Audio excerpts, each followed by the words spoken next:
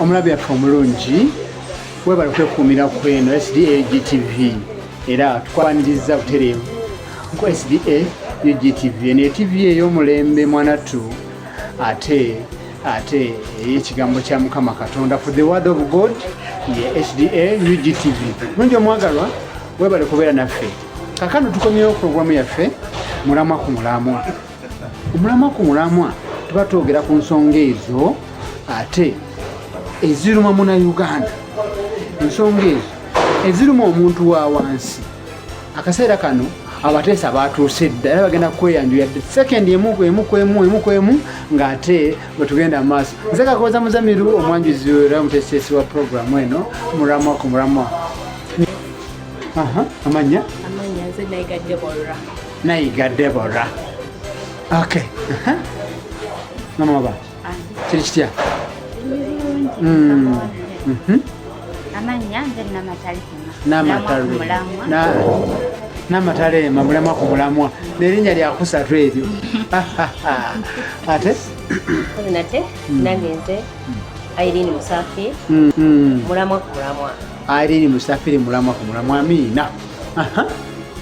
Mukulu neyanziza sebo nesebo erinnya Kayitale Tone Everest nakibula omubwati tajjukira ewaabwe butali tuba tutuguse ate ku nsonga eyo ate esanga we bazze dda enteekateeka y'omulamwa gwa leero eri bweti ensangi zino abantu bagumbulidde omuze ogw'okulwanagana mu maka bakubagana mwami na mukyala balwanagana bayombagana situmanyi lwaki kiva ku ki kyetutuleese olwaleero tukyogereko lwaki abantu bayombagana mu maka era kikireeta twagala tumanye ddala lwaki abantu bayombagana mu maka era tukisalira amagezi olwaleero mu programu ya leero mulamwa ku mulamwa wa discussion about today tutandikiddewo teri ku wastinga time obulango twabuvuddemu dda mwabulabye kakati Kayitale Tone twagala kumanya okuyombagana kuno kiki? Okuyombagana kiki? Oyagala nkuwa ekyo kitegeeza ekikulu kya byonna twagala kufuna solution. Nyinza obutakuwa solution kuba nze ng'omuntu Kayitale nze ekintu ky'okuyombagana mu maka kulwanagana sikina mu buzibu wangi taata sikina mu buzibu kati kankubuulire lwaki ngamba sikina mu buzibu nange mwennyini nsobola okuyomba singa oba onzigyeko kakati nze sikina mu buzibu era nze nkiwagira omuntu okuyomba ne munne kya bulijjo wangi taata fact of life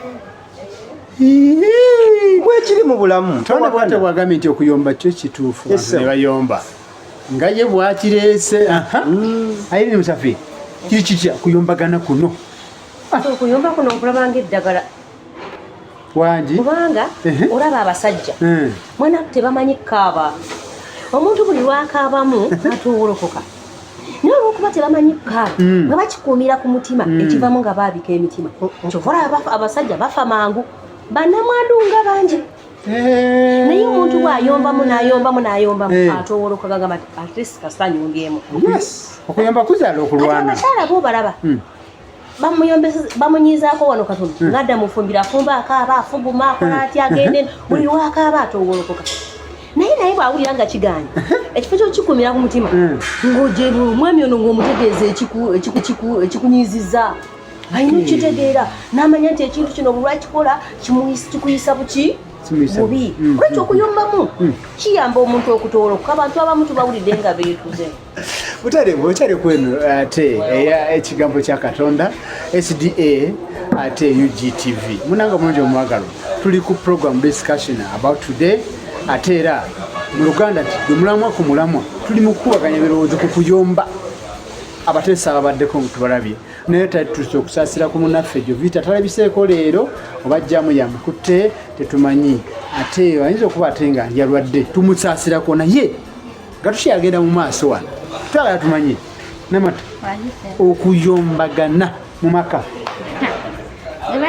ensonga eyo ennumya omutwe ekya omuntu okuyomba kye kigonjoola solusoni mu maka. Okuyomba si kintu kirungi. Ne bwe tulaba mu byawandiikibwa bw'osoma mu kitabo kya Ngero kitugamba bulungi nnyo nti okubeera n'omukazi omuyombi n'omusajja omuyombi osula ku mulabba waggulu gw'enju. Okubeera n'omuyombi omukazi omuyombi oba omusajja omuyombi wakiri osula ku mulabba waggulu gw'enju. Emirembe nga togiina mu maka. Mu maka temubaamu mirembe nga muyombagana. Ekivaamu kwekuba, ekivaamu kwetema.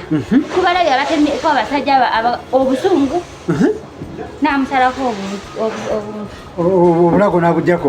Naye bwe mutuula ne mukaanya ne mutuula mu maka ne mukaanya n'ogamba mwami kino kyekinyiiza ne mukisalira amagezi nsaana okuyomba okwekuba. Ate bwe mwekuba emirembe mu maka tewali. Banneyiba bamanyi amaka gawo mayombi balwana. Abaana baabo batambula nga bonna emitima gibali waggulu kubanga wakataata ne mami bayombi nabo bagenda bayombesa. N'omwana oyo omutima ne waba ali waka taba na mirembe. Ate mu kuyomba okwo okuvaamu amaka gagaanyi. Abaana basigadde awo anti omukyala abisibira agenze. Abaana batandikira okubonaabona. N'olw'ensonga eyo nze siwagira kuyomba mu maka maganda wange gw'okiraba otya.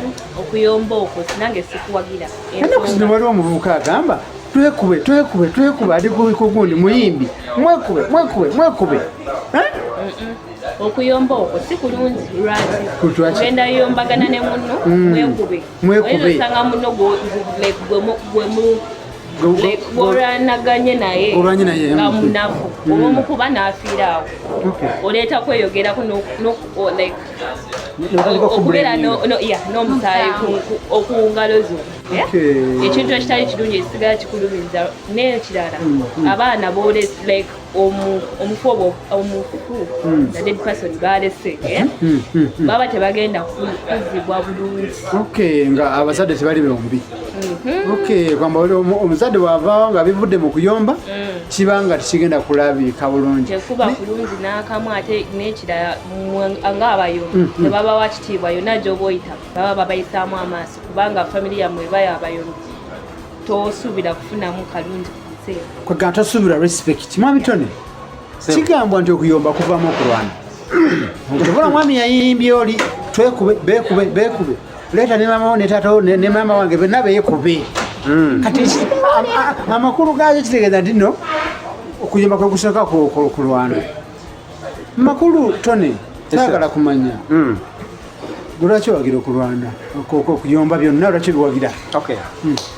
Neyanziza kwegamba lwaki nayogedde ekigambo ekyo naye sebo moderator nzikiriza soke nsaasire mwanyinaze Sandra bambi Sandra mwanyinaze yafiiriddwa taata waffe kitalo era okuzika kwankya era kitukakatako okulaba nga tugenda tumuziikireko kuba mwanyinaffe ddala bukomero abalala muganda waabwe kwegamba muntu waffe ddala wa munju era nsaba Katonda amugumye.